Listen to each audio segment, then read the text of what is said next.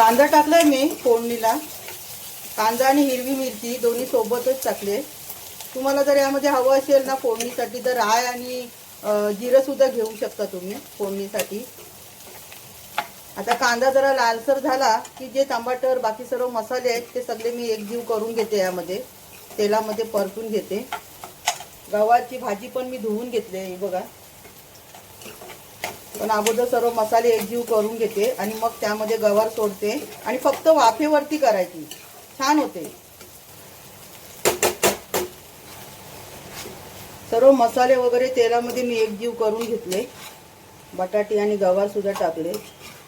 पाणी एक थेंब सुद्धा लावलेला नाही आहे मी। आता हे सर्व एकजीव करून घेते आणि आता याला मी वाफेवरती ठेवते झाकून, म्हणजे वाफेवरच करायचं आहे, का पाणी नाही लावायचं। वाफेवरती चांगली शिजवून घ्यायची।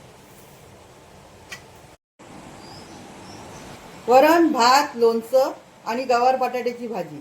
कशी वाटली माझी रेसिपी आवडली तर नक्की माझ्या व्हिडिओला लाईक करा, चॅनलला सबस्क्राईब करा। मित्रांनो, यावरचा मी मोठा व्हिडिओ शेअर केलाय, त्यात तुम्हाला सविस्तर माहिती कळेल, सविस्तर रेसिपी कशी आहे ती तुम्हाला कळेल। आता भेटूया पुढच्या व्हिडिओमध्ये, तोपर्यंत तुम्ही माझ्या व्हिडिओला लाईक करायला विसरू नका।